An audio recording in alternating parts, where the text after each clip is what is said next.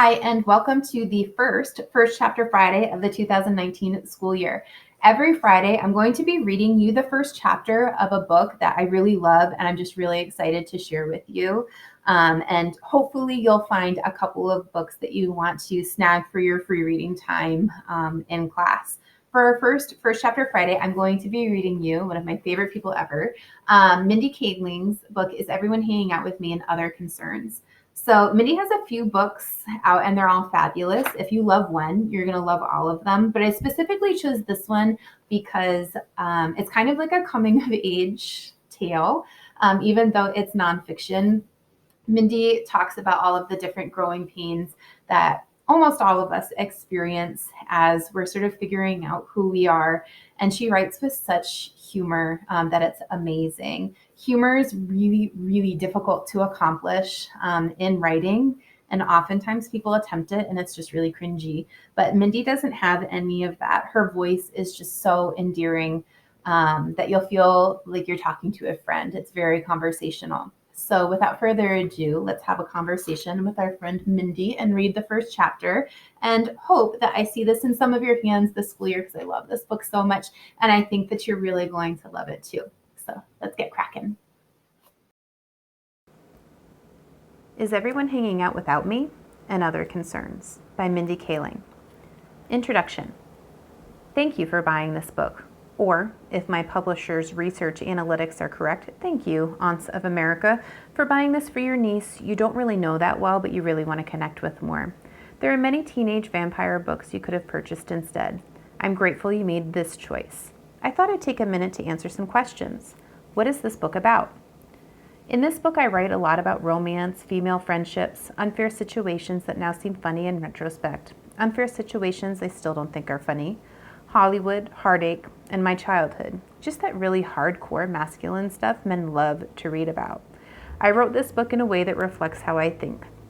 Sometimes it's an essay or a story, and sometimes it's a pliste, which is a piece with a listy quality, a term I've just made up. Is it one of those guidebooks celebrities write for girls? Oh, hell no. I'm only marginally qualified to be giving advice at all. My body mass index is certainly not ideal. I frequently use my debit card to buy things that cost less than $3 because I never have cash on me, and my bedroom is so untidy it looks like vandals ransacked the Anthropology sales section. I'm kind of a mess. I did, however, fulfill a childhood dream of writing and acting in television and movies. Armed with that confidence, alongside a lifelong love of hearing the sound of my own voice, yes, I put some advice in this book.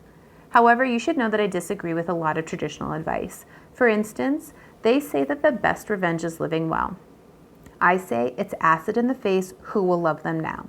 Another old saying is that revenge is a dish best served cold, but it feels best served piping hot, straight out of the oven of outrage. My opinion, take care of revenge right away. Push, shove, and scratch that person while they're still within arm's reach. Don't let them get away. Who knows when you'll get this opportunity again? Do you offer a lot of opinions in this book? A little bit. I do lay in some opinions here and there. For example, I don't think it should be socially acceptable for people to say they are quote unquote bad with names. No one is bad with names. That's not a real thing. Not knowing people's names isn't a neurological condition, it's a choice. You choose to not make learning people's names a priority. Like saying, hey, a disclaimer about me, I'm rude. For heaven's sake, if you don't know someone's name, just pretend you do. Do that thing everyone does where you just vaguely say, nice to see you, and make weird eye contact. So is this book like a woman's magazine? Not really, but if it reads like a really funny magazine, I'll be psyched. I love magazines. You can't walk by a magazine and not sit down and read it. You can try and throw away a magazine, and if you don't push it down in the trash enough, it somehow resurfaces on the floor of your TV room. I know this because I swear my house has been haunted by the same December 2004 issue of Glamour magazine for the past 7 years. I'm buying this book for my daughter, whom I'm trying to reconnect with after my acrimonious divorce from her mother. Will this help me seem like a cool, understanding dad? Honestly, I think you should buy her some kind of SUV. This is what all divorced dads did for their kids in my high school, a Land Rover, something like that. If you don't have that kind of money, I would suggest just reconciling with the mom. I don't know. I have a lot of books already. I kind of wanted to finish those Girl with a Dragon Tattoo books before the movies came out. This book will take you 2 days to read. Did you even see the cover? It's mostly pink. If you're reading this book every night for months, something's not right. This sounds okay, but it's not as good as Tina Fey's book. Why isn't this more like Tina Fey's book? I know, man. Tina's awesome. I think she may have every major international trophy for excellence except a Heisman. She might actually have an honorary Heisman. I should check. Unfortunately, I can't be Tina because it's very difficult to lure her into a Freaky Friday type of situation where we would switch bodies, even though in the movies they make it so easy. Believe me, I've tried. What else should I know? Number 1, there is no sunrise so beautiful that it's worth waking me up to see it. Number 2, I would like to be friends with Beyonce Knowles.